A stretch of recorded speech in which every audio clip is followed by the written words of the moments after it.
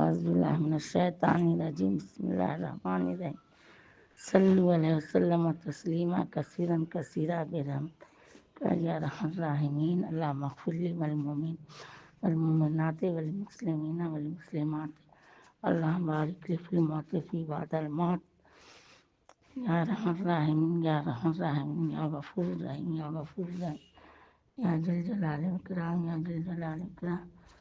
شروع اللہ کے نام سے جو نہایت مہربان بہت رحم والا ہے۔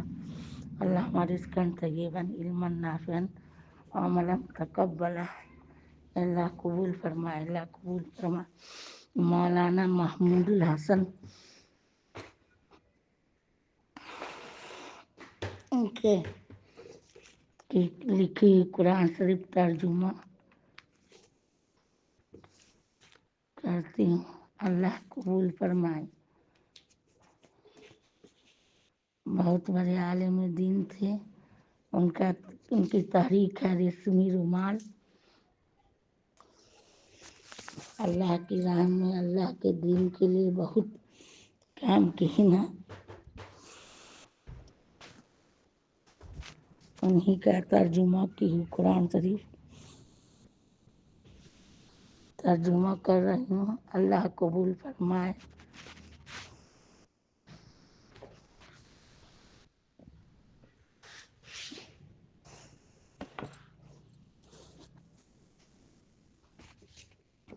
الف لام الحمدللہ سے شروع کرتی ہوں، شروع اللہ کے نام سے۔ رحمان اور رحیم دونوں مبالغہ کے صیغے ہیں۔ الرحمن اور رحیم سے زیادہ مبالغہ ترجمہ میں ان سب باتوں کا لحاظ ہے، یعنی سب تعریف عمدہ سے عمدہ اول سے آخر تک جو ہی الحمدللہ کی یہ ترجمہ ہے، اور جو ہوں گی خدا کو لائق ہے، کیونکہ ہر نعمت ہر چیز کا پیدا کرنے والا اور عطا کرنے والا وہی ہے، خواہ بلا واسطہ عطا فرمائی یا بالواسطہ۔ جیسے دھوپ کی وجہ سے اگر کسی کو حرارت یا نور پہنچے تو حقیقت میں آفتاب کا فیض ہے۔ حمد ربا، تو اب اس کا یہ ترجمہ کرنا کہ ہر طرح کی تعریف خدا ہی کو سزاوار ہے۔ بڑی کوتاہی کی بات ہے، جس کو اہل فہم خوب سمجھتے ہیں۔ مجموعہ مخلوقات کو عالم کہتے ہیں، عالم کہتے ہیں، اسی کے لیے اس کی جمع نہیں لاتے، مگر آیت میں اس عالم سے مراد ہر جنس، مثلا عالم جن، عالم ملائکہ، عالم انس وغیرہ وغیرہ ہیں۔ اس لیے جمع لائے کہ تاکہ جمع افراد عالم کا مخلوق جناب بازی ہونا خوب ظاہر ہو جائے۔ اس کے خاص کرنے کی اول وجہ تو یہی ہے کہ اس دن میں بڑے بڑے امور پیش آئیں گے، اشیاء خوف ناک روز جو نہ پہلے ہوا نہ آگے ہوگا۔ دوسرے اس روز بہر ذات پاک حق تعالیٰ کے کسی کو ملک و حکومت ظاہر بھی تو نصیب نہ ہوگی۔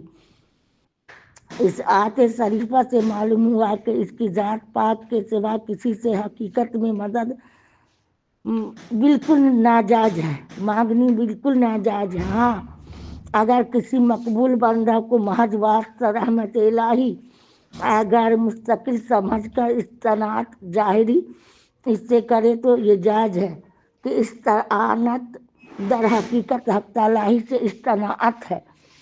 جن پر انعام کیا گیا وہ 4 فرشتے، نبیین و صدیقین و شہداء و صالحین۔ کلام اللہ میں دوسرے موقع پر اس کی تصریح ہے۔ غیر المغضوب علیہم سے مراد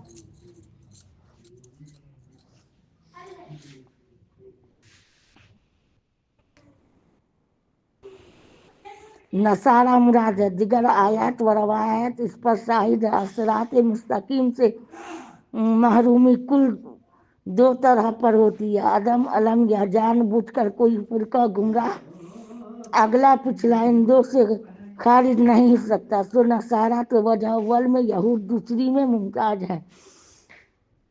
یہ صورت خدا تعالیٰ نے بندوں کی زبان سے فرمائی کہ جب ہمارے دربار میں حاضر تو ہو تو ہم سے یوں سوال کیا کرو۔ اس لیے اس صورت کا ایک نام تعلیم مسئلہ بھی ہے۔ اس صورت کے ختم پر لفظ آمین کہنا مسنون ہے، یہ لفظ قرآن شریف سے خارج ہے، یعنی اس لفظ کے یہ ہے کہ یعنی مقبول بندوں کی پیروی اور نافرمانی۔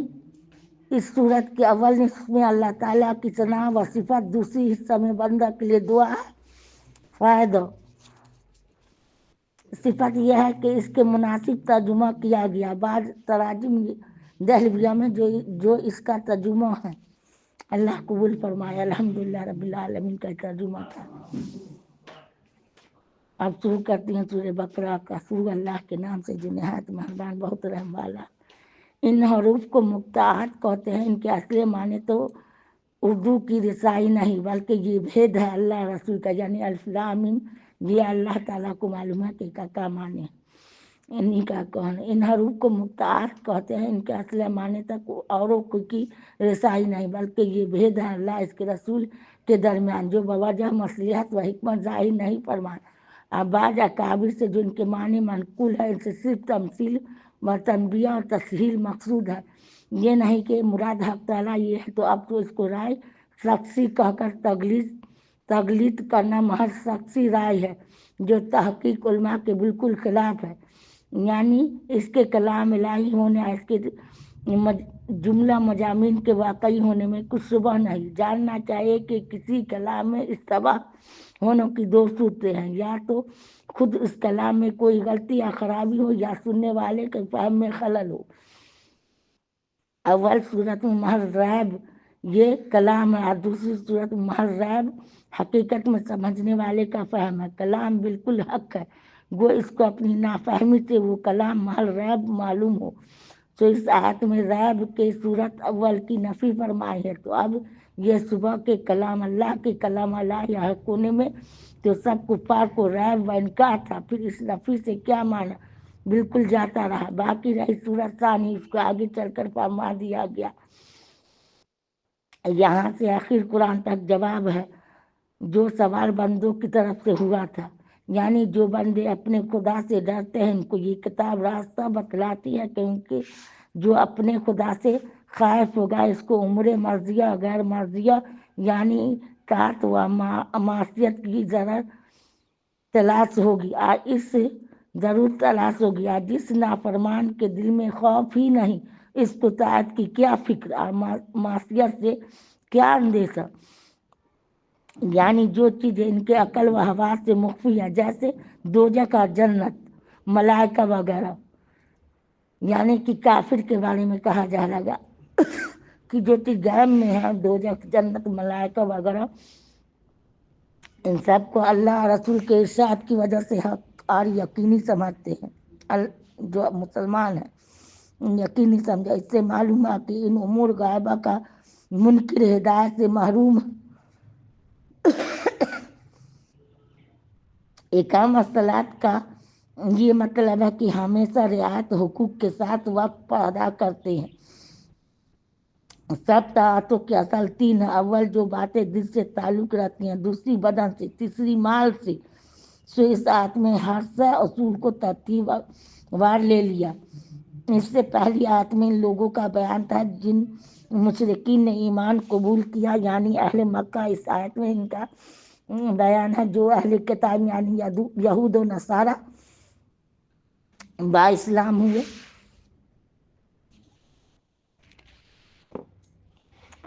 حاصل یہ ہے کہ منافقین اپنی ضلالت اور ظلماتی خیال میں مبتلا ہے، لیکن جب غلبہ نور اسلام اور ظہور معجزات قویہ دیکھتے ہیں، تاکید اور تحدید صریح سنتے ہیں، تو متنوع ہو کر ظاہر میں صراط مستقیم کی طرف متوجہ ہو جاتے ہیں۔ جب کوئی اذیت اور مشقت دنوی نظر آتی ہے تو کفر پر آ جاتے ہیں۔ یہ منافقین کی مثال ہے، جیسے شدت بارہ اور تاریکی میں بجلی چمکی تو قدم رکھ یا پھر کھڑے ہو گئے، مگر چونکہ اس کو سب کا علم ہے اور اس کی قدرت سے کوئی چیز باہر نہیں، تو ایسے ہیلوں اور تدبیروں سے کیا کام نکل سکتا ہے۔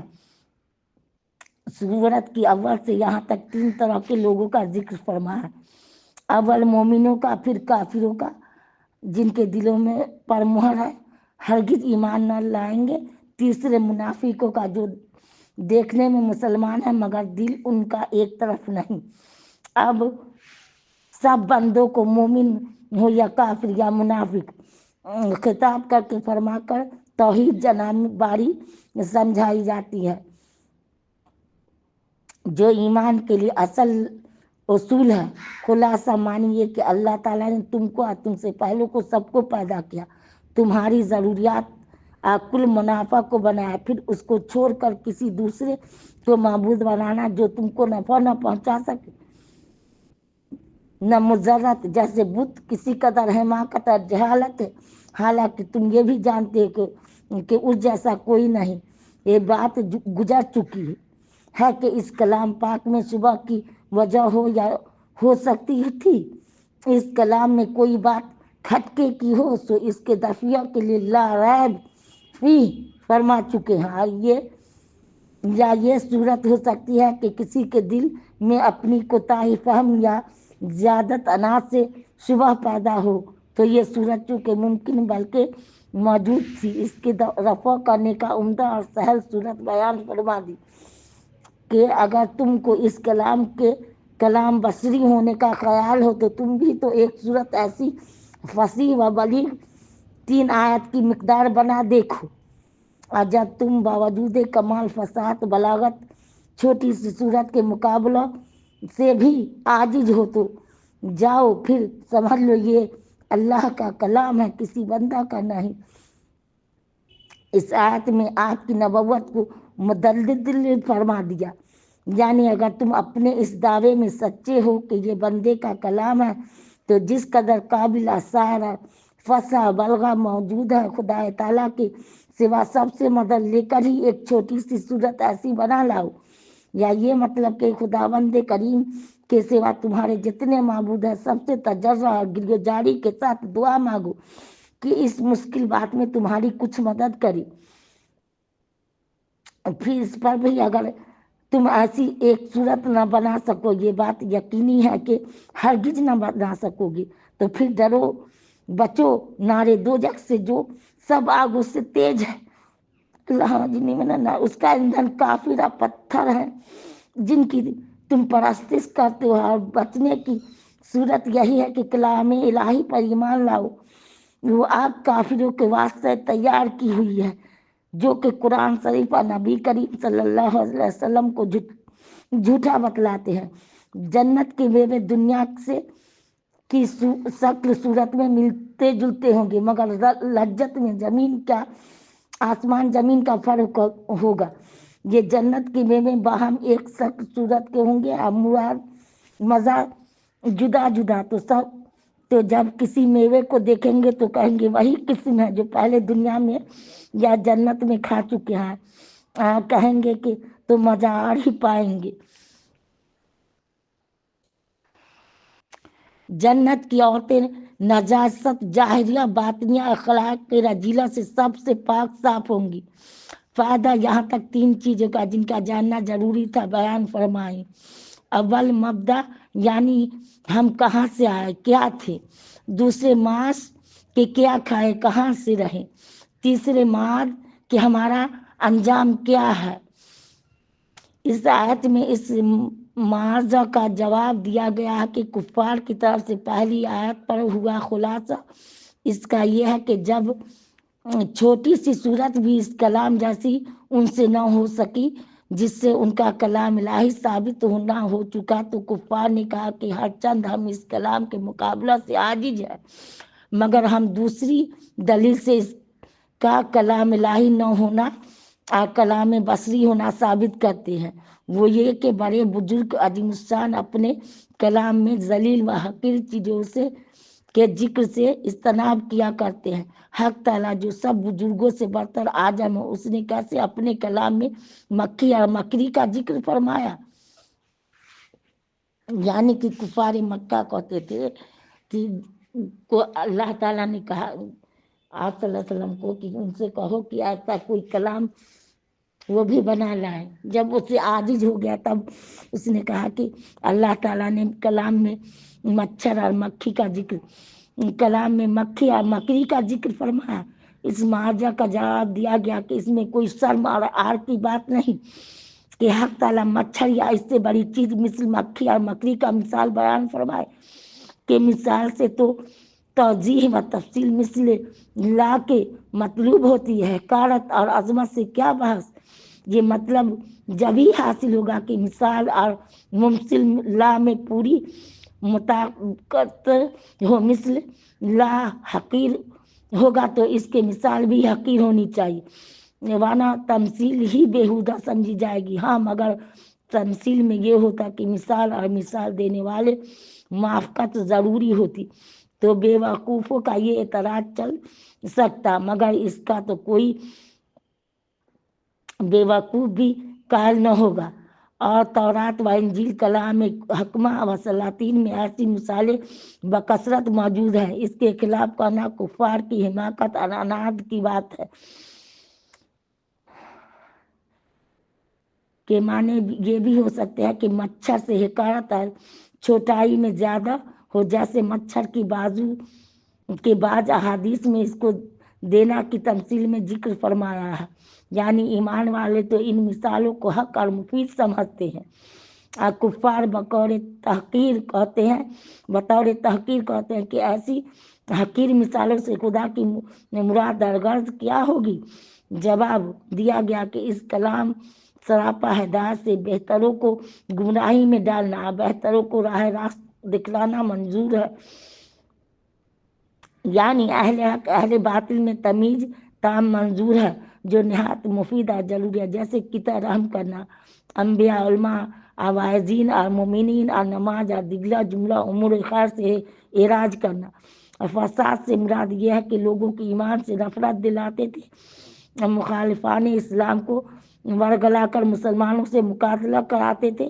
حضرات صحابہ رضی اللہ عنہ صلحاء امت کے عیوب نکال کر تصحیح کرتے تھے تاکہ آپ کو اور دین اسلام کو بے وقتی لوگوں کے ذہن نصیح ہو جائے، اور مسلمانوں کا راز مخالفوں تک پہنچاتے تھے، طرح طرح کے رسوم بدعات خلاف طریقہ اسلام پھیلانے میں صحیح معنی کوشش کرتے تھے۔ مطلب یہ کہ آج ان حرکات ناآسائشہ سے اپنا ہی کچھ کھوتے تھے۔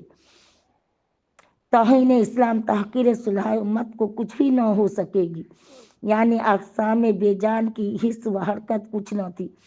اول عناصر تھے، اس کے بعد والدین کی غذا بنے، پھر نطفہ، پھر خون پستہ، پھر گوشت، یعنی حالت سے سابقہ کے بعد نفخ روح کیا گیا، جس سے رحم مادر اس کے بعد دنیا میں زندہ رہی، یعنی جب دنیا میں وقت مرنے کا آئے گا، یعنی قیامت کو زندہ کیے جاؤ گے حساب لینے کے واسطے، یعنی قبروں سے نکل کر اللہ تعالیٰ کے روبرو حساب و کتاب کے واسطے کھڑے کیے جاؤ گے۔ سو اب انصاف کرو کہ جب تو اول سے آخر تک اللہ تعالیٰ کے احسانات کے مرہون ہو اور ہر حالت اور حاجت میں اس کے محتاج اور اس کی متوقع ہو، پھر اس پر بھی کفر کرنا، اس کی نافرمانی کرنا کس قدر تعجب خیز امر ہے۔ اس آیت میں دوسری نعمت کا بیان فرما، یعنی اللہ نے تم کو پیدا کیا، تمہارے بقا انتفاع کے لیے زمین میں ہر طرح کی چیزیں پر کثرت پیدا فرمائی، مطعومات اور مشروبات اور ملبوسات اور ہر چیز کے لیے آلات سامان۔ اس کے بعد متعدد آسمان بنائے گئے جس میں تمہارے لیے طرح طرح کے منافع ہے۔ الحمدللہ الحمدللہ کا شکر۔ اب ایک بڑی نعمت کا ذکر کیا جاتا ہے جو بنی آدم پر کی گئی، وہ حضرت آدم علیہ السلام کی آفرینس کا قصہ ہے جو تفصیل سے بیان کیا گیا۔ ان کو خلیفہ اللہ بنایا گیا، یعنی پہلی آیت میں جو فرمایا تھا اس میں کسی کو انکار پیش آئے تو قصہ حضرت آدم سے اس کا جواب بھی بخوبی ہو گیا۔ ملائکہ کو جب یہ خلجان ہوا کہ ایسی مخلوق کے جس میں مفسد اور خون ریز تک ہوں گے، ہم اس ایسے مطیع فرمانبردار کے ہوتے ان کو خلیفہ بنانا، یعنی کہ ملائکہ کہتے تھے کہ ہم جب اتنے مطیع فرمانبردار ہیں تو انسان کے بارے میں ان فرشتے کو اللہ تعالیٰ کی طرف سے معلوم ہو گیا تھا کہ انسان جب ہوگا تو مفسد اور خونریز ہوں گے. اس کی وجہ کیا ہوگی؟ تو بطریق استدار یہ سوال کیا، اعتراض ہرگز نہ تھا، مطلب اعتراض نہ تھا اللہ کے پاس. فرشتے کا ایک اپنی رائے دہن تھا فرشتے. یہ امر کے ملائکہ کو بنی آدم کا حال کیوں کر معلوم ہوا؟ اس میں بہت سے احتمال ہے. جنات پر قیاس کیا، یا حق تعالیٰ نے پہلے بتلا دیا تھا، یا اللہ محفوظ میں لکھا دیکھا، یا سمجھ گئے کہ حاکم و خلیفہ کی ضرورت جب ہی ہوگی جب ظلم و فساد ہوگا. یہ حضرت آدم کے قالب کو دیکھ کر بطور قیافت سمجھ گئی ہوں. جیسا ابلیس نے حضرت آدم علیہ السلام کو دیکھ کر کہا تھا کہ بقول ہوں گے، ایسا ہی ہوا. فرشتوں کو سر دست باجمال یہ جواب دیا گیا کہ ہم خوب جانتے ہیں، یعنی اللہ تعالیٰ کو کہ ہم خوب جانتے ہیں کہ اس کو پیدا کرنے میں جو حکمتیں ہیں تم کو ابھی تک وہ حکمتیں معلوم نہیں، ورنہ اس کے خلافت اور فضیلت میں شبہ نہ کرتی. خلاصہ یہ کہ حق تعالیٰ نے حضرت آدم علیہ السلام کو ہر ایک چیز کا نام ماں اس کے حقیقت اور خاصیت کے اور نفع نقصان کے تعلیم فرما دیا، اور یہ علم ان کے دل میں بلا واسطہ کلام القا کر دیا، کیونکہ بدون اس کے کمال علمی کے خلاف فتح دینا پر حکومت کے کر ممکن ہے. اس کے بعد ملائکہ کو اس کی حکمت پر مطلق کرنے کی وجہ سے ملائکہ سے امور مذکورہ کا سوال کیا گیا کہ اگر تم اپنی اس بات میں کہ تم کار خلافت انجام دے سکتے ہو تو ان چیزوں کے نام و احوال بتلاؤ. لیکن انہوں نے اپنے عجز و قصور کا اقرار کیا اور خوب سمجھ گئے کہ بدون اس علم عام کے کوئی کار خلافت زمین میں نہیں کر سکتا. اس علم عام سے قدر قلیل ہم کو اس کو اگر حاصل ہوا بھی تو اتنی بات سے ہم قابل خلافت نہیں ہو سکتے. یہ سمجھ کر کہو کہ تیرے علم و حکمت کو کوئی نہیں پہنچ سکتا، یعنی کہ فرشتے کہیں اللہ تعالیٰ کو کہ آپ کے علم و حکمت سے کوئی نہیں پہنچ سکتا.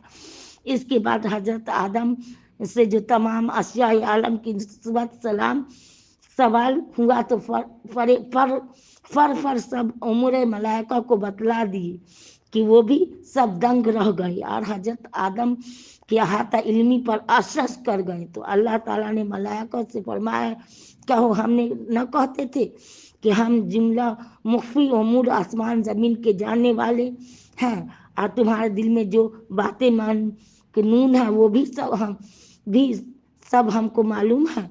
فائدہ اس علم کی فضیلت عبادت پر ثابت ہوئی.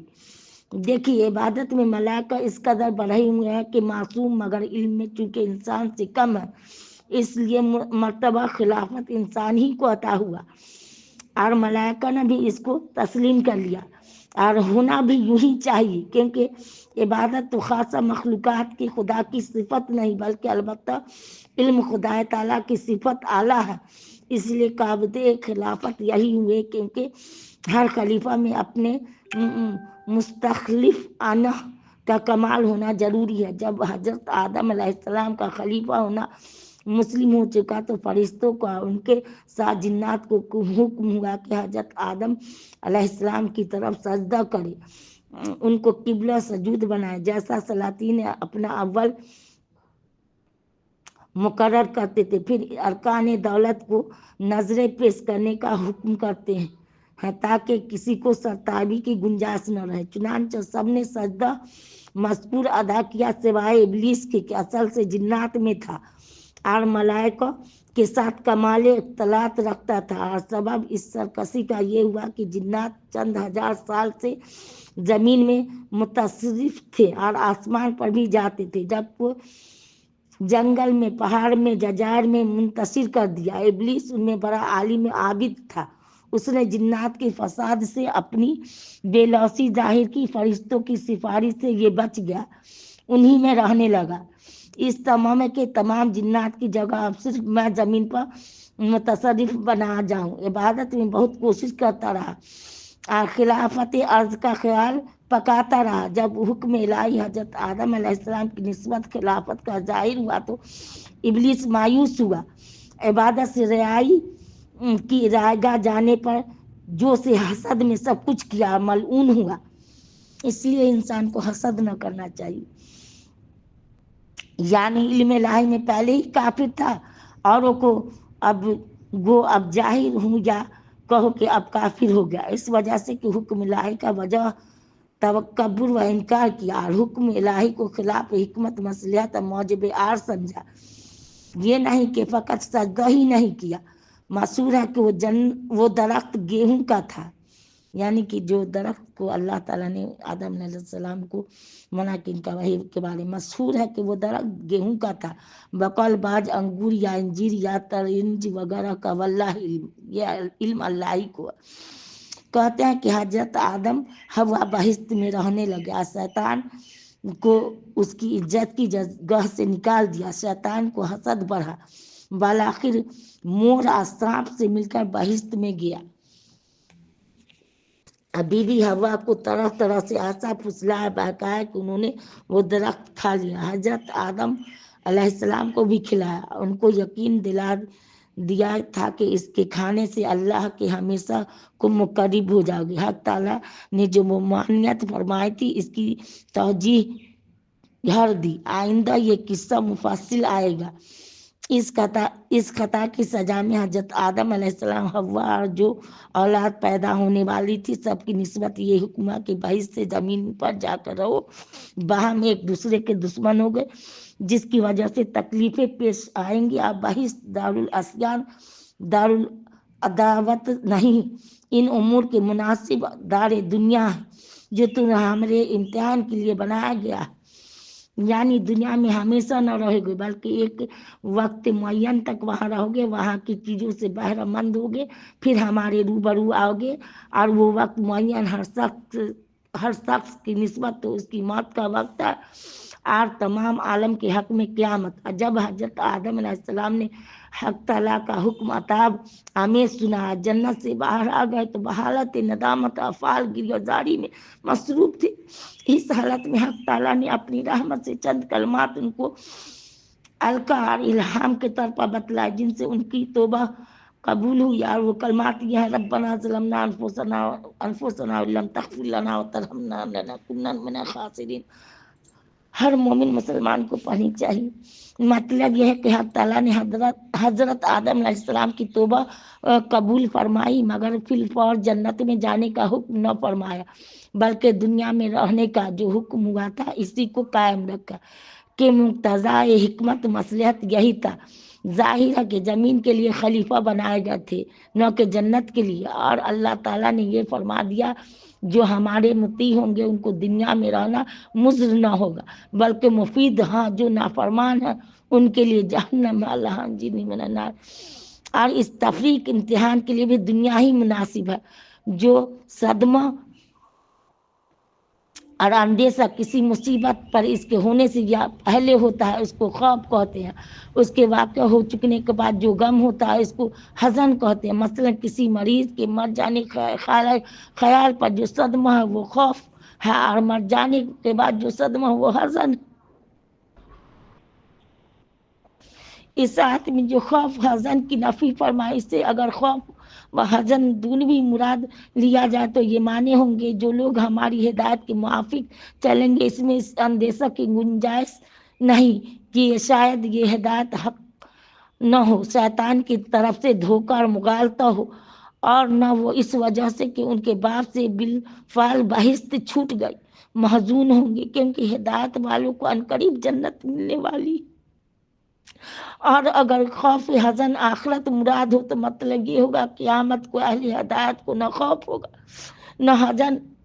مگر حزن کا نہ ہونا تو بے شک مسلم، لیکن خوف کی نفی فرمانے پر ضرور خلجان ہوتا ہے کہ اس روز خوف تو حضرت انبیاء علیہ السلام تک کو ہوگا، یعنی قیامت کوئی بھی خوف سے خالی نہ ہوگا. تو بات یہ ہے کہ خوف دو طرح ہوتا ہے، کبھی تو خوف کے باعث اور مرجع خائف یعنی ڈرنے والے یا میں پایا جاتا ہے، جیسے مجرم جو بادشاہ سے ڈرتا ہے تو موجب خوف جو مجرم کی طرف سے رجوع ہوتا ہے. کبھی مرجع خوف مخفوف یعنی جس سے ڈرتے ہیں اس میں کوئی امر ہوتا، مثلا اگر کوئی شخص کسی بادشاہ صاحب جلال کے روبرو یا شیر کے روبرو ہو تو اس کے خائف ہونے کی وجہ نہیں اس نے بادشاہ یا شیر کو جرم کیا، بلکہ قہر و جلال، سلطانی ہیبت اور غضب و درندگی شیر موجب خوف ہے، جس کا مرجع جات سلطانی یا خود شیر ہے. آج سے پہلی قسم کی نفی ہوئی، نہ دوسری قسم کی، بل صبح تو جب ہو سکتا تھا کی جگہ فرماتے ہیں اول اور خطاب عام تھا. ان نعمتوں کا ذکر فرمایا جو تمام بنی آدم پر عام تھی، مثلا زمین و آسمان جملہ اشیاء کا پیدا کرنا، پھر حضرت آدم علیہ السلام کو پیدا کر کے ان کو خلیفہ بنانا اور بہشت میں داخل کرنا وغیرہ. اب ان میں سے خاص بنی اسرائیل کو خطاب کیا گیا ہے. خاص نعمتیں جو وقتاً فوقتاً پست در پست ان پر ہوتی چلی آئی ہے، اور انہوں نے جو کفران نعمت کیا ان سب باتوں کا مفصل ذکر کیا جاتا ہے کہ بنی اسرائیل تمام فرقوں سے بنی آدم میں ممتاز، اہل علم، کتاب و نبوت و انبیاء کو پہچاننے والے سمجھے جاتے تھے، کہ حضرت یعقوب علیہ السلام سے حضرت عیسیٰ علیہ السلام تک 4000 نبی ان میں آ چکے تھے. تمام عرب کی نظریں ان کی طرف تھی کہ حضرت محمد رسول اللہ صلی اللہ علیہ وسلم کی تصدیق کرتے ہیں یا نہیں. اس لیے ان انعامات اور خرابیوں کو بسط کے ساتھ ذکر فرمایا کہ سرما کر ایمان لائے، ورنہ اور لوگ ان کی حرکات سے واقف ہو کر ان کی بات کا اعتبار نہ کرے. اور یہ اسرائیل نام ہے حضرت یعقوب علیہ السلام کا، اس کے معنی ہے عبداللہ. ہزاروں انبیاء ان میں بھیجے گئے، توریت وغیرہ کتابیں نازل فرمائی، فرعون سے نجات دے کر ملک شام میں تسلط دیا، من و سلوہ نازل ہوا، ایک پتھر سے 12 چشمے جاری کیے. جو نعمتیں خارق عادت کسی فرقہ کو نصیب نہیں ہوئی. توریت میں قرار کیا تھا کہ تم توریت کے حکم پر قائم رہو گے، جس پیغمبر کو بھیجو اس پر ایمان لا کر اس کے رفیق رہو گے تو ملک شام تمہارے قبضہ میں رہے گا. بنی اسرائیل نے اس کو قبول کر لیا تھا مگر پھر اقرار پر قائم نہ رہے، بدنیتی کی، رشوت لے کر مسئلے غلط بتاتے، حق کو چھپایا، اپنی ریاست جمائی، پیغمبر کی اطاعت نہ کی بلکہ بعد پیغمبروں کو قتل کیا. توریت میں جہاں حضرت محمد رسول اللہ صلی اللہ علیہ وسلم کی صفت اس کو بدل ڈالا، اس لیے گمراہ ہوئے. یعنی منافع دینوی کی فوت ہونے سے مت ڈرو. توریت میں بتا دیا گیا تھا کہ جو نبی آئے اگر توریت کی تصدیق کرے تو اس کو جانو سچا ہے، نہیں تو جھوٹا ہے. جاننا چاہیے کہ احکام قرآنی، دربار اعتقاد، اخبار انبیاء، احوال آخرت، امر نواہی، توریت وغیرہ کتب سابقہ کے موافق ہاں بعض عوامر و نواہی میں نسخ بھی کیا گیا ہے مگر وہ تصدیق کی مخالف نہیں. تصدیق کی مخالفت تکذیب ہے، اور تکذیب کسی کو کتاب الہی کو کی ہو بالکل کفر ہے. منسوخ تو بعض آیات قرآنی بھی ہے، یعنی کہ بہت سی آیات قرآنی آیات کو بھی اللہ تعالیٰ نے منسوخ کر دیا. تو بھائی جیسے کہ تک کتب میں جو کچھ منسوخ ہو گیا تھا لیکن اوپر بھی ایمان لانا وغیرہ کتب سابقہ کے موافق ہاں بعض عوامر تصدیق کریں تو اس کو جانو سچ. ورنہ نواہی میں نسخ بھی کیا گیا مگر وہ تصدیق کے مخالف نہیں. تصدیق کی مخالفت تکذیب ہے، تکذیب کسی کتاب الہی کو ہو یہ بالکل کفر ہے. منسوخ تو بعض آیات قرآنی بھی ہے مگر اس کو نعوذ باللہ کون تکذیب کہہ سکتا ہے. یعنی قرآن کی دیدہ دانستہ تکذیب کرنے والوں میں اول مت ہو کہ قیامت تک کے منکرین کا وبال تمہاری گردن پر ہو. اللہ محفوظ. اور مشرکین مکہ نے جو انکار کیا ہے وہ جہل اور بے خبری کے سبب کیا ہے، دیدہ دانستہ ہرگز نہ تھا. اس میں تو اول تم ہی ہوگے، یعنی کہ بنی اسرائیل کو اللہ تعالیٰ کہنے لگے کہ اول تم ہی ہوگے. کہا کہ कुफार मक्का को तो ये मालूम न था। और ये कुफ्र पहले के कुफ्र से सख्त तर है। यानी बाजमात नमाज पढ़ा करो। पहले किसी दिन में बाजमात नमाज नहीं थी, और यहूद की नमाज में रुकू न था। खुलासा आयत का ये होगा, सिर्फ उमूर मज़कूरा बाला निजात के लिए तुमको काफ़ी नहीं, बल्कि तमाम उसूल में नबी आखिरी जमा की पैरवी करो। नमाज भी इनके तौर पर पढ़ो, जिसमें जमात भी हो और रुकू भी। बाज उलमा यहूदिया कमाल करते थे कि अपने लोगों से कहते थे कि ये दीन इस्लाम अच्छा है, आ खुद मुसलमान न होते थे। नेज उलमाए यहूद बल्कि अक्सर जाहिर बीनों को इस मौका पर सुबह पड़ जाता है कि जब हम तालीम एहकाम शरीयत में कसूर नहीं करते, हक पोशी भी नहीं करते, तो इसकी ज़रूरत नहीं कि हम खुद भी एहकाम पर अमल करें। जब हमारी हिदायत के मुवाफिक बहुत से आदमी आमाल शरीयत बजा लाते हैं, तो बहुक्म कायदा हमारे ही अमाल हैं। तो इस आयत में दोनों का बतलान फरमा दिया। और आयत की मकसूद यह है कि वाज को अपने वाज पर जरूर अमल करना चाहिए, गर्ज नहीं कि फासिक किसी को नसीहत न करे। उलमाए अहले किताब जो बाद वजह हक भी आप पर ईमान न लाते थे, उसकी बड़ी वजह हुब्बे जा हुब्बे माल थी।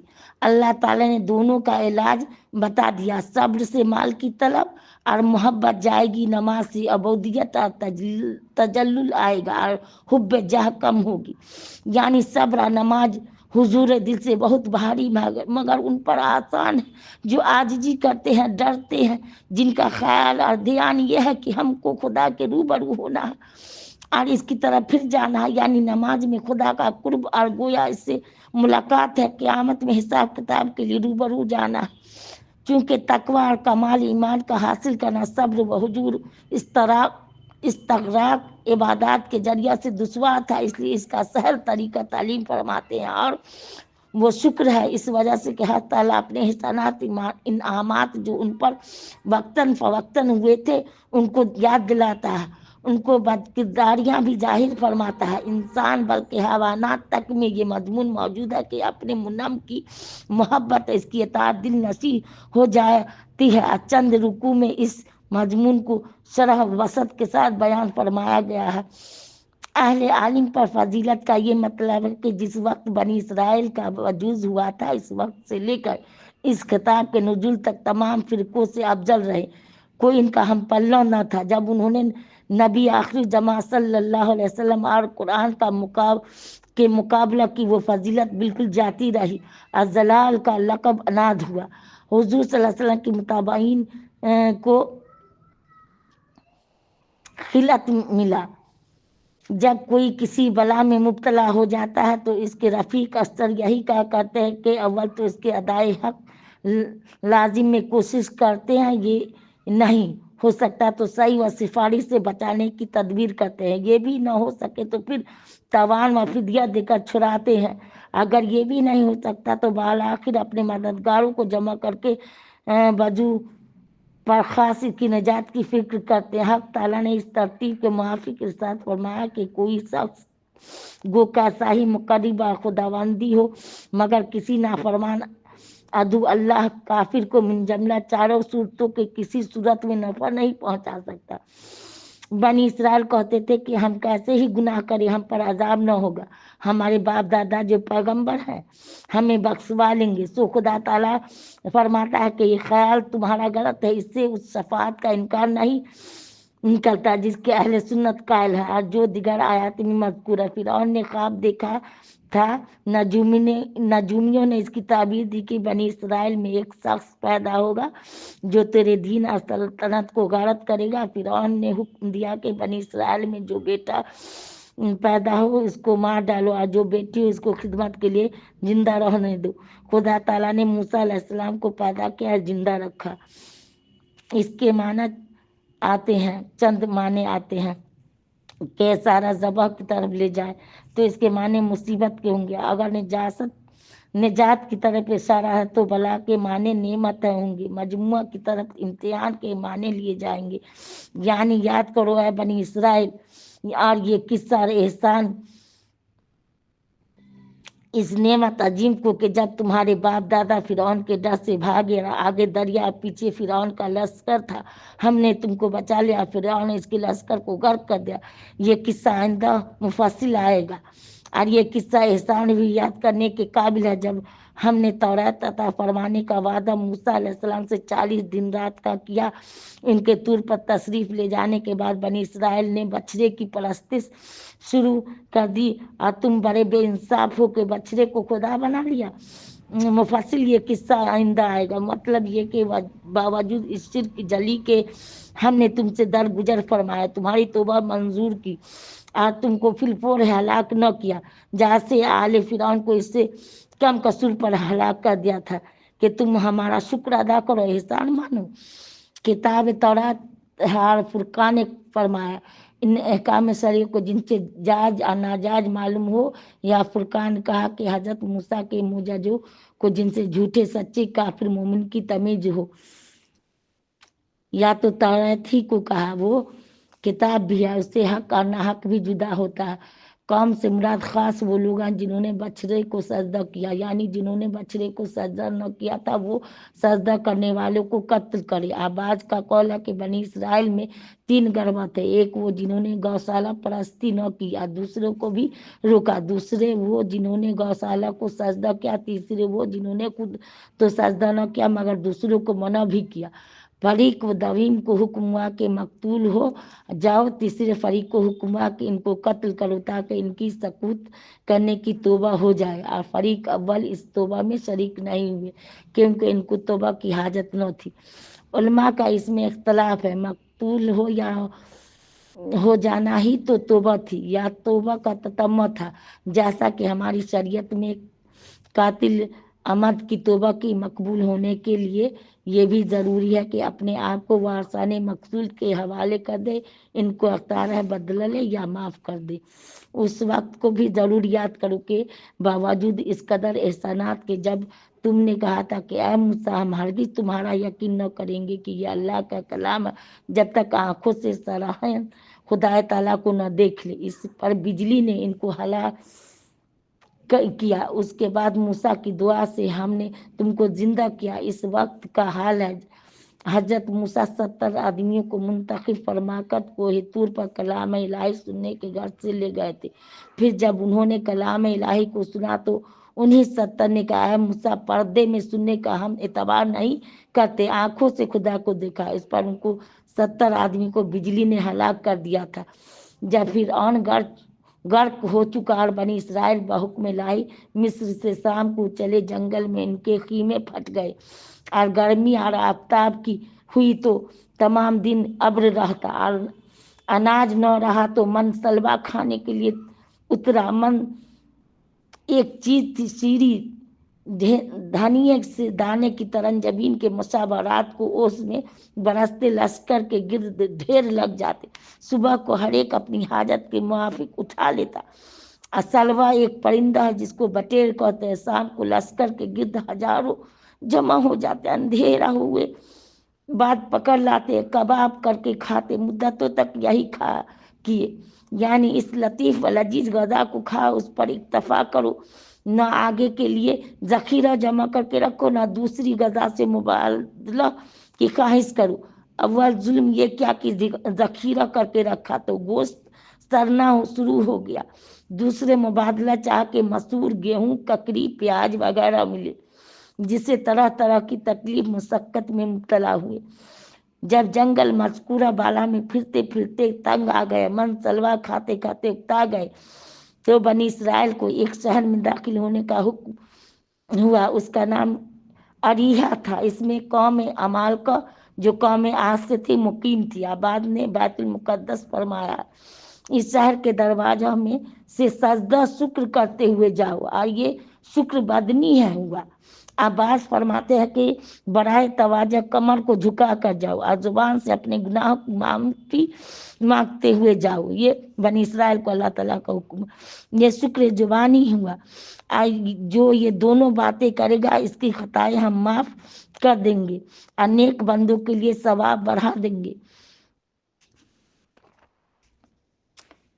تبدیلی یہ کہ بجائے براہ تمسکر कहने लगे, यानी गेहूं और सजदा की जगह अपने शरीरों से पर फिसलना शुरू किया। जब शहर में पहुंचे तो उन पर ताउन पड़ा। दोपहर में 70,000 यहूद मर गए। ये किस्सा भी इस जंगल का है। पानी न मिला तो एक पत्थर पर आसा मारने से 12 चश्मे निकले। बनी इसराइल के कबीले 12 ही थे। किसी कौम में आदमी ज्यादा, किसी में कम, हर कौम के मुआफिक एक चश्मा था। वजह शनाख्त भी यही मुआफकत की थी, या ये मुकर्रर कर रखा था। पत्थर की फला जहत फला जानिब से जो चश्मा निकलेगा वो फला कौम का होगा। जो कोताह नजर इन मजाजात का इनकार करते हैं। आदम गिलाफे आदम देखो, मकनातीस तो लोहे को अपनी तरफ खींच लेता, उस पत्थर ने पानी खींच लिया तो इनकार किया। वजह यानी फिर फरमाया हक ताला ने, खाओ मनसलवा, पियो इन चश्मों का पानी, आलम में फसाद मत फैलाओ। ये किस्सा भी इस जंगल का है। बनी इसराइल ताहम आसमानी मनसलवा खाते खाते उकता गए तो कहने लगे कि हमसे एक ही तरह के खाने पर सब्र नहीं हो सकता, हमको तो जमीन का अनाज, तरकारी, साग सब्जी चाहिए। यानी मनसलवा जो हर तरह बेहतर है, लहसुन प्याज वगैरह से बदलते हो। अगर यही जी चाहता है तो किसी शहर में जाओ, तुम्हारे मतलूब चीजें तुमको सब मिलेंगी। फिर ऐसा ही हुआ। जिल्लत ये कि हमेशा मुसलमान और नसारा के महकूम और रैयत रहते हैं। किसी के पास माल हो तो क्या हुकूमत से बिल्कुल महरूम हो गए। जो मुआजिब इज्जती और मोहताजी, ये कि अव्वल तो यहूद माल की किल्लत है, जिनके पास माल हो भी तो हुक्काम वगैरह के खौफ से अपने आप को मुफलिस हाजतमंदी जाहिर करते थे। शिद्दत हिर्स और बुख्ल से बास मोहताजों के बदतर नजर आते हैं। ये भी दुरुस्त के तवंगरी बदल अस्त न बमाल, इसलिए मालदार होकर भी मोहताज ही रहे। और अजमत और इज्जत जो अल्लाह ताला ने अता फरमाई थी, इससे रुजू करके इसके गज़ब कहर में आ गई। यानी इस जिल्लत और मुस्किनत व गज़ब इलाही का बास उनका कुफ्र और अंबिया अलैहिस्सलाम का कत्ल करना था।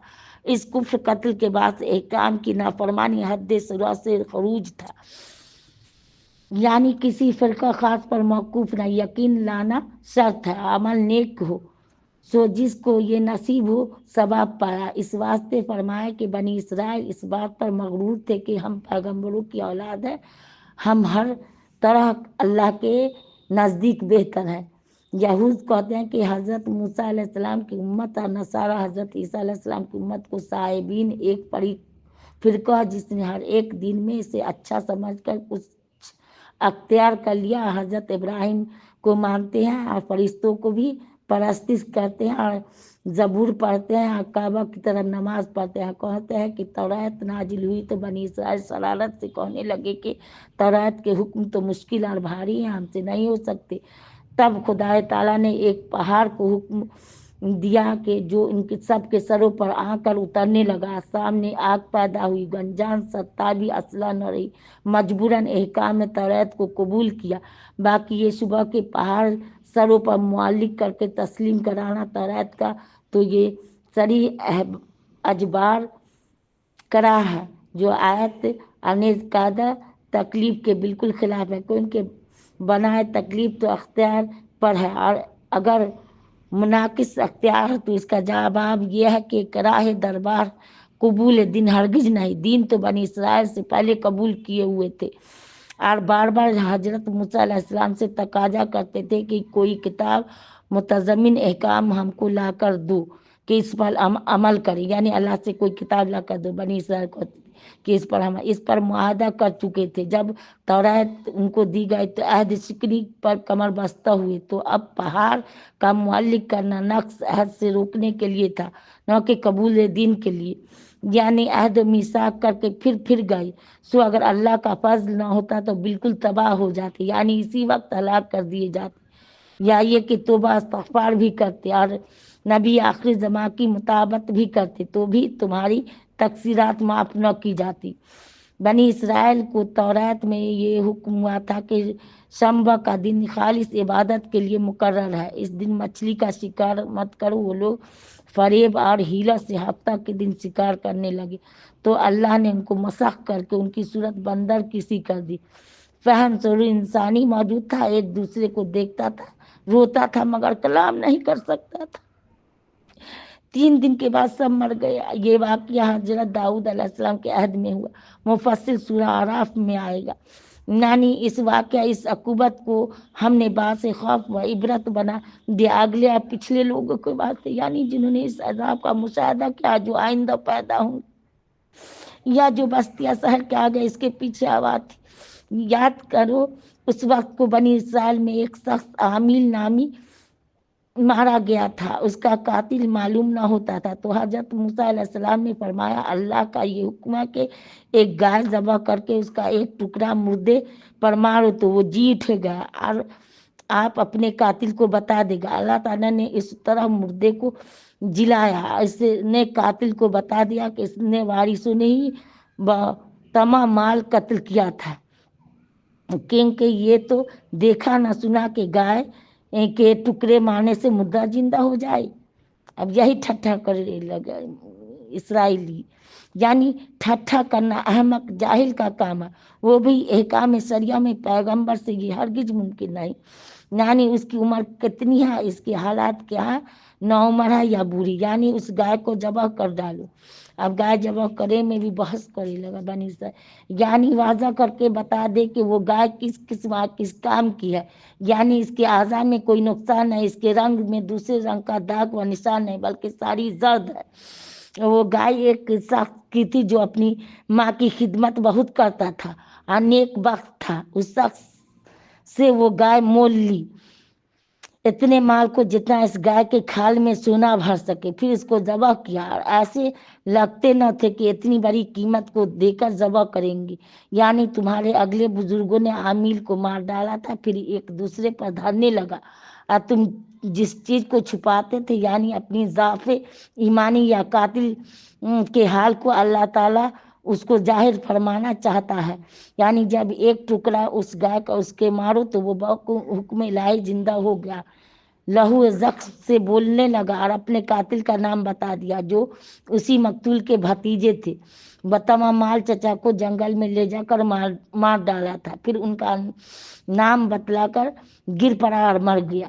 یعنی اس طرح زندہ کرے گا اللہ تعالیٰ قیامت کے دن مردوں کو، اور اپنی قدرت کامنا سے اپنی قدرت کی نشانیاں تم کو دکھلاتا ہے۔ شاید تم غور کرو اور سمجھ لو کہ خدا تعالیٰ مردوں کو زندہ کر سکتا ہے، یعنی عامل کے جی اٹھنے کے بعد، مطلب کہ ایسی نشانی قدرت دے کر بھی تمہارے دل نرم نہ ہوئے۔ یعنی بعض پتھروں سے بڑا نفع پہنچتا ہے کہ نہار اور پانی بکثرت ان سے جاری ہوتا ہے، بعض پتھر سے پانی کم نکلتا ہے، اول قسم کی نسبت نفع کم ہوتا ہے، بعض پتھروں سے گو کسی کو نفع نہ پہنچے مگر خود ان میں ایک اثر اور تاثیر تو موجود ہے، مگر ان کے قلوب ان تینوں قسموں کے پتھر سے سخت تر ہے، نہ ان سے کسی کو نفع نہ ان میں کوئی مضمون خیر موجود۔ اللہ اے یہودیوں تمہارے اعمال سے بے خبر نہیں۔ فریق سے مراد وہ لوگ ہیں جو کوہ طور پر حضرت موسیٰ علیہ السلام کے ساتھ کلام الہی سننے کے لیے گئے تھے، انہوں نے وہاں سے آ کر یہ تحریف کی کہ بنی اسرائیل سے کہہ دیا کہ تمام کلام کی آخری ہم نے یہ بھی سنا کہ کر سکو تو ان احکام کو کر لینا، اور نہ ان کے ترک کا بھی تم کو اختیار ہے، اپنی طرف سے جھوٹا کے بولا بنی اسرائیل۔ اور بعض نے فرمایا کہ کلام الہی سے مراد توریت ہے، اور تحریف سے مراد یہ کہ اس کی آیات میں تحریف لفظی معنوی کرتے تھے، کبھی آپ کی نعمت کو بدلا، کبھی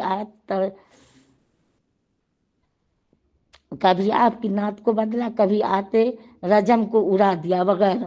یہود میں جو لوگ منافق تھے وہ بطور خصامت اپنی کتاب میں سے پیغمبر آخری زمان کی باتیں مسلمانوں سے بیان کرتے، دوسرے لوگ ان میں سے ان کو اس بات پر ملامت کرتے کہ اپنی کتاب کی سند ان کے ہاتھ میں کون دیتے ہو، کیا تم نہیں جانتے کہ مسلمان تمہارے پروردگار کے آگے تمہاری خبر دی ہوئی باتوں سے تم پر الزام قائم کریں گے کہ پیغمبر آخر زمان صلی اللہ علیہ وسلم کو سچ جان کر بھی ایمان نہ لایا، تم کو لاجواب ہونا پڑے گا۔ یعنی اللہ کو تو ان کے سب امور ظاہر ہوں یا مخفی بالکل معلوم ہے، ان کی کتاب کی سب حجتوں کی خبر مسلمانوں کو دے سکتا ہے، اور جا بجا مطلب فرما بھی دیا۔ آیت رجم کو انہوں نے چھپایا مگر اللہ تعالیٰ نے ظاہر فرما کر ان کو فضیحت کیا، تو ان کے علماء کا حال ہوا جو عقل مندی اور کتاب دانی کے مدعی تھے، اور جو جاہل ہیں ان کو تو کچھ بھی خبر نہیں کہ تورات میں کیا لکھا ہے، مگر چند آرزویں جو اپنے عالموں سے جھوٹی باتیں سن رکھی ہیں، مثلا بہشت میں یہودیوں کے سوا کوئی نہ جائے گا، ہمارے باپ دادا ہم کو ضرور بخشوا لیں گے، اور یہ ان کے خیالات بے اصل ہیں جن کی کوئی دلیل ان کے پاس نہیں۔ یہ وہ لوگ ہیں جو ان عوام جاہلوں کے موافق باتیں اپنی طرف سے بنا کر لکھ دیتے تھے اور خدا کی طرف ان باتوں کو منسوب کرتے تھے۔ مثلا تورات میں لکھا تھا کہ پیغمبر آخری جماع صلی اللہ علیہ وسلم خوبصورت بیچواں بال، سیاہ آنکھ، میانہ قد، گندم رنگ پیدا ہوں گے۔ انہوں نے پھیر کر یوں لکھا، لمبا قد، نیلی آنکھیں، سیدھے بال، تاکہ عوام آپ کی تصدیق نہ کرے، ہماری منافع دینی میں خلل نہ آ جائے۔ بعض نے کہا کہ 7 دن اور بعض نے 40 دن جتنے روز بچڑے کی پوجا کی تھی، بعض نے 40 سال جتنی مدت تیوں میں سرگرداں رہے تھے، اور بعض نے کہا کہ ہر ایک جتنی مدت دنیا میں زندہ رہا۔ یعنی یہ بات غلط ہے کہ یہودی ہمیشہ کے لیے دوزخ میں نہ رہیں گے، کیونکہ خلود فی النار خلود فی الجنت کا جو قاعدہ کلیہ آگے بیان فرمایا ہے، اس کے مطابق سب سے معاملہ ہوگا، یہودی اس سے نکل نہیں سکتے۔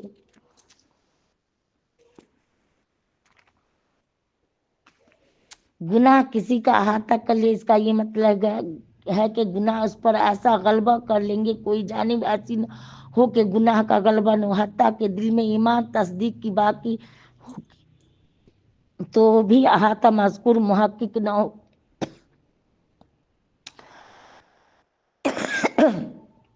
تو اب کافر ہی پر یہ صورت صادق آ سکتی ہے، یعنی ایک ایام الہی سے اعراض کرنا تو تمہاری عادت بلکہ طبیعت ہو گئی ہے، یعنی نہ اپنی قوم کو قتل کرو نہ ان کو جلا وطن کرو۔ مدینہ میں 2 فریق یہودی کے تھے، ایک بنو قریظہ دوسرے بنو نذیر، یہ دونوں آپس میں لڑا کرتے تھے۔ اور مشرکوں کے بھی مدینہ میں 2 فرقے تھے، ایک اوس اور دوسرے خزرج، یہ دونوں بھی آپس میں دشمن تھے۔ بنو قریظہ تو اوس کے موافق ہوا، بنو نذیر نے خزرج سے دوستی کی تھی۔ لڑائی میں ہر کوئی اپنے موافقوں اور دوستوں کی حمایت کرتا، جب ایک کو دوسرے پر غلبہ ہوتا تو کمزوروں کو جلا وطن کرتے، ان کے گھر ڈھاتے، اور کوئی قید ہو کر پکڑا آتا تو سب رل مل کر مال جمع کر کے اس کا بدلہ دے کر قید سے اس کو چھڑاتے، جیسا کہ آئندہ آیت میں آتا ہے۔ یعنی اپنی قوم غیر کے ہاتھ میں پھنستی تو چھڑانے کو مستعد، خود ان کے ستانے اور گلا کاٹنے تک موجود۔ اگر خدا کے حکم پر چلتے ہو تو دونوں جگہ چلو، ایسا کرے، یعنی بعض احکام کو مانے اور بعض کا انکار کرے، اس لیے کہ ایمان کا تجزیہ تو ممکن نہیں، تو اب بعض احکام کا انکار کرنے والا بھی کافر مطلق ہوگا۔ صرف بعض احکام پر ایمان لانے سے کچھ بھی ایمان نصیب نہ ہوگا۔ اس آیت میں صاف معلوم ہو گیا کہ اگر کوئی شخص بعض احکام شریعت کی تو مطابقت کرے اور جو حکم اس کی طبیعت یا عادت یا غرض کے خلاف ہو اس کو قبول میں قصور کرے، تو بعض احکام کی مطابقت اس کو کچھ نفع نہ دے سکتی، یعنی مفاد دنیوی کو آخرت کے مقابلے میں قبول کیا، اس لیے کہ جن لوگوں سے عہد کیا تھا اس سے کو دنیا کے خیال سے نبھایا اور اللہ کے جو احکام تھے ان کی پرواہ نہ کی، تو پھر اللہ ہی ایسوں کو کون سفارش یا حمایت کر سکتا ہے۔ مردوں کا زندہ کرنا، اکمہ و ابرص وغیرہ مریضوں کا صحت یاب ہونا، غیب کی خبریں بتانے، یہ حضرت عیسیٰ علیہ السلام کے کھلے معجزے ہیں۔ اور روح القدس کہتے ہیں حضرت جبرائیل کو، جو ہر وقت ان کے ساتھ رہتے تھے، اس میں اعظم جس کی برکت سے مردوں کو زندہ کرتے تھے، جیسا کہ حضرت عیسیٰ علیہ السلام حضرت محمد صلی اللہ علیہ وسلم کو حضرت عیسیٰ حضرت محمد مصطفیٰ صلی اللہ علیہ وسلم کو جھوٹا کہا، جیسا کہ حضرت عیسیٰ اور حضرت محمد مصطفیٰ صلی اللہ علیہ وسلم کو جھوٹا کہا، یعنی کہ یہود کے بارے میں۔ یہود اپنی تعریف میں کہتے تھے کہ ہمارے دل غلاف کے اندر محفوظ ہے، بخبر اپنے دین کے کسی کی بات ہم کو اثر نہیں کرتی، ہم کسی کی چاپلوسی، سحر بیانی یا کرشمے اور دھوکے کی وجہ سے ہرگز اس کی مطابقت نہیں کر سکتے۔ حق تعالیٰ نے فرمایا وہ بالکل جھوٹے ہیں، بلکہ ان کے کفر کے باعث اللہ نے ان کو ملعون اور اپنی رحمت سے دور کر دیا، اس لیے کسی طرح دین حق کو نہیں مانتے اور بہت کم دولت ایمان سے مصروف ہوتے ہیں۔ اس کے پاس جو کتاب آئی وہ قرآن ہے، جو کتاب ان کے پاس پہلے سے تھی وہ توریت ہوئی۔ قرآن کے اترنے سے پہلے جب یہودی کافروں سے مغلوب ہوتے تو خدا سے دعا مانگتے کہ ہم کو نبی آخری زمان جو کتاب ان پر نازل ہوگی ان کے طفیل سے کافروں پر غلبہ عطا فرما۔ جب حضور صلی اللہ علیہ وسلم پیدا ہوا سب نشانیاں بھی دیکھ چکے تو منکر ہو گئے، ملعون ہوئے، یعنی جس چیز کے بدلے انہوں نے اپنے آپ کو بیچا وہ کفر اور انکار ہے قرآن کا، اور انکار بھی ضد اور حسد کی سبب۔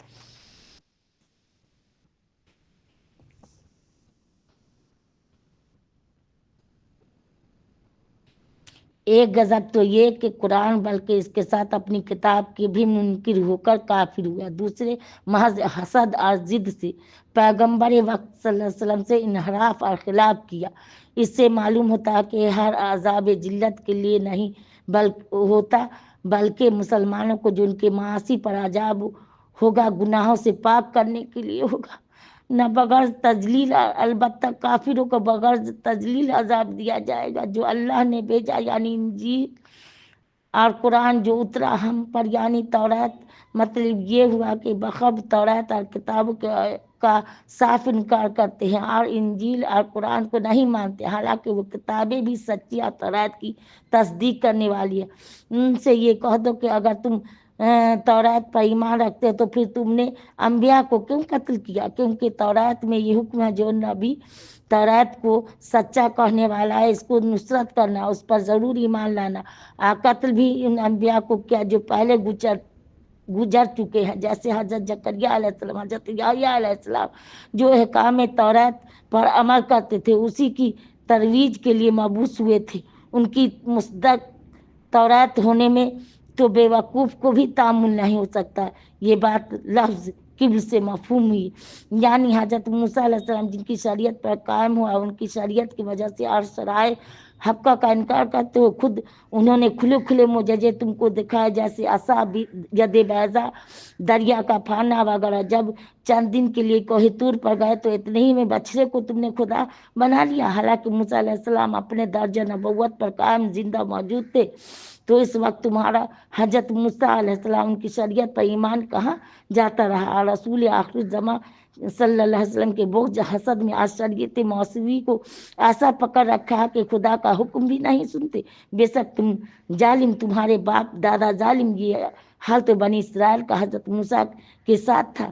آگے توریت کی نسبت جو ان کے ایمان کی حالت تھی اس کو بتاتے ہیں، یعنی احکام توریت کی جو تکلیف دی گئی اس کو پوری ہمت اور استقلال سے مضبوط پکڑو، چونکہ پہاڑ سر پر معلق تھا۔ جان کا اندیشہ زبان سے یا اس وقت کہہ دیا سمعنا، یعنی اس کا احکام توریت میں ہم نے سن لیا، اور دل سے بعد میں کہا اطعنا، یعنی ہم نے قبول نہیں کیا۔ بنی اسرائیل کے بارے میں احکام کو اس وجہ اس کی یہ تھی کہ صورت پرستی ان کے دل میں راسخ ہو چکی تھی۔ ان کے کفر کے باعث وہ جنگ بالکل ان کے دل سے زائل نہیں ہوا بلکہ رفتہ رفتہ بڑھتا گیا۔ یہود کہتے تھے کہ جنت میں ہمارے سوا کوئی نہ جائے گا، ہم کو عذاب نہ ہوگا۔ اللہ تعالیٰ نے فرمایا اگر یقینی بہشتی ہو تو مرنے سے کیوں ڈرتے ہو؟ یعنی یہودیوں نے ایسے برے کام کیے ہیں کہ موت سے نہایت بچتے ہیں، ڈرتے ہیں کہ مرتے ہی خیر نظر نہیں آتی، حتیٰ کہ مشرکین سے بھی زیادہ جینے پر حریص ہے۔ اس سے ان کے دعووں کی تغلیظ خوب ہو گئی۔ یہود کہتے تھے کہ جب جبرائیل فرشتہ اس نبی کے پاس وحی لاتا ہے ہمارا دشمن ہے، ہمارے اگلے بڑوں کو اس سے بہت تکلیفیں پہنچی، اگر جبرائیل کے بدلے اور فرشتہ وحی لائے تو ہم محمد صلی اللہ علیہ وسلم پر ایمان لائیں گے۔ اس پر اللہ تعالیٰ نے فرمایا کہ فرشتے جو کچھ کرتے ہیں اللہ کے حکم سے کرتے ہیں، اپنی طرف سے کچھ نہیں کرتے۔ جو ان کا دشمن ہے اللہ بے شک ان کا دشمن ہے، یا ان کی عادت قدیم ہے کہ جب اللہ یا رسول یا کسی شخص سے کوئی عہد مقرر کرتے ہیں تو انہی میں ایک جماعت اس عہد کو پس پشت ڈال دیتی ہے، بلکہ بہت یہودی ایسے ہیں جو توریت پر ایمان ہی نہیں رکھتے۔ ایسے کو عہد شکنی میں کیا باک ہو سکتا ہے؟ رسول سے مراد حضرت محمد صلی اللہ علیہ وسلم اور سے مراد توریت اور کتاب، اللہ سے بھی توریت مراد ہے، یعنی جب رسول اللہ صلی اللہ علیہ وسلم تشریف لائے حالانکہ وہ توریت وغیرہ کتب کے مصدق تھے تو یہود کی ایک جماعت نے خود توریت کو پس پشت ڈال دیا، گویا جانتی ہی نہیں کہ یہ کتاب ہے، اس میں کیا حکم ہے، سو ان کو جب اپنی ہی کتاب پر ایمان نہیں تو ان سے آگے کی کیا امید کی جائے. یعنی احمقوں نے کتاب الہی کو پسے پس ڈالی اور شیطان سے جادو سیکھا، ان کی مطابقت کرنے لگے.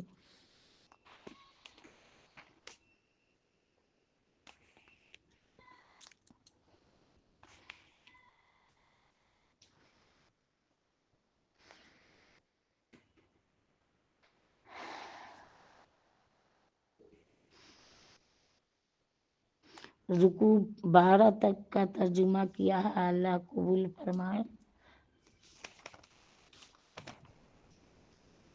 جو غلطی سلطی ہوئی ہوگی معاف کریے گا آپ لوگ بھی، اللہ بھی معاف کرے. الف لام کے 12 رکوع تک کا ترجمہ کیا ہے. انشاءاللہ پھر کل. السلام علیکم ورحمۃ اللہ وبرکاتہ. صلی اللہ وسلم تسلیما کثیرا کثیرا. اللہ جو غلطی سلطی ہوئی معاف کریے گا.